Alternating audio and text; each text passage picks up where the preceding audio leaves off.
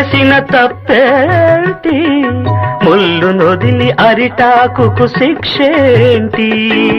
తప్పు నాది కాదంటే లోకం ఒప్పుతుందా? నిప్పులాంటి సీతనైన తప్పు చెప్పకుండా అది కథే కదా, మన కథ నిజం కాదా? అది కథే కదా, మన కథ నిజం కాదా? రా